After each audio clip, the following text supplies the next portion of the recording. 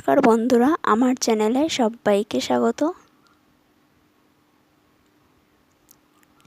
তো আজকে কিন্তু আমি তোমাদের সাথে শেয়ার করব খয়রা মাছের কড়াই পাতুরি। তো দেখো, আমি প্রথমে খয়রা মাছগুলো কিন্তু আমি কেটে নিয়েছি, কেটে কিন্তু পরিষ্কার করে ধুয়ে নিয়েছি এই মাছগুলো। এবারে কিন্তু এর মধ্যে আমি হলুদ দেব। তো দেখো, হলুদ দিলাম। এবারে আমি দিয়ে দেব নুন।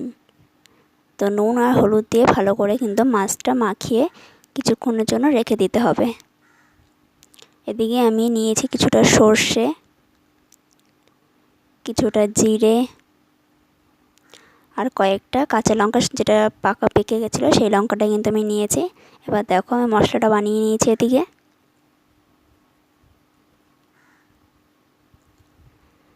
এবার দেখো, সেই মাছগুলো যেগুলো নুন হলুদ মাখিয়ে রেখেছিলাম, এবারে মাছগুলোর মধ্যে আমি কিন্তু মশলাটা কিন্তু অ্যাড করে দেব।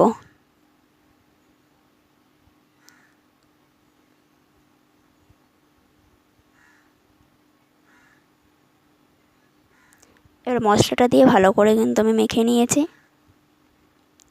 আর দেবো আমি কিছুটা সর্ষের তেল। দেখো, তেলটাও কিন্তু ভালো করে আমি মাখিয়ে নেব। এবারে কড়াইতে কিছুটা পরিমাণে তেল দেব। তেলটাকে কিন্তু খুব ভালো করে গরম করতে হবে। এটা কিন্তু দুর্দান্ত স্বাদের একটা রেসিপি, না ভাজা না ঝোল। কড়াই পাতুরি কিন্তু অসাধারণ লাগে খেতে। তোমরা একবার ট্রাই করো, আর যারা যারা জানো এই রেসিপিটা আমাকে কিন্তু অবশ্যই কমেন্ট করে বলো।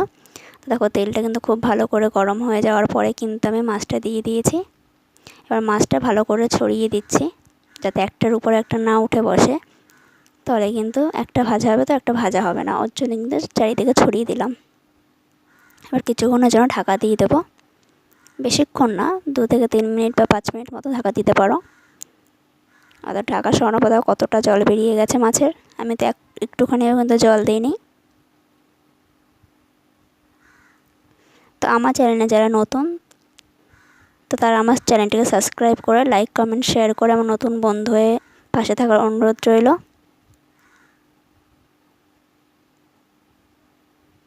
তো দেখো, আমি কিন্তু একটু কড়াইটা কিন্তু এদিক ঢাল করে দিচ্ছি, যাতে মাছটা ভালো করে ভাজা হয়ে যায় সব দিকে। আর দেখো কতটা সুন্দরভাবে উঠে যাচ্ছে। আলতোভাবে খুন্তি দিয়ে করলেই কিন্তু কত সুন্দরভাবে উঠে যাচ্ছে। এবার দেখো, আমি কিন্তু মাছটাকে হাতের সাহায্যে কিন্তু উল্টে নিলাম, আর ওপাশটাও ভালো করে ভেজে নেব।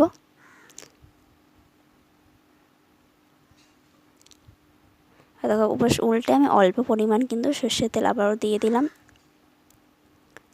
তেল কিন্তু কম দিলে কিন্তু এটা ভালো লাগবে না, তেলটা একটুখানি বেশিই রাখতে হবে।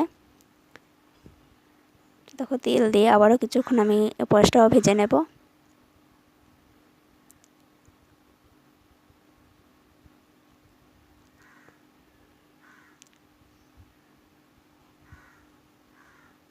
তো একদম ইজি রেসিপি, তোমরা চাইলে একবার ট্রাই করতে পারো। তো দেখো, এপাশটাও কত সুন্দরভাবে উঠে যাচ্ছে।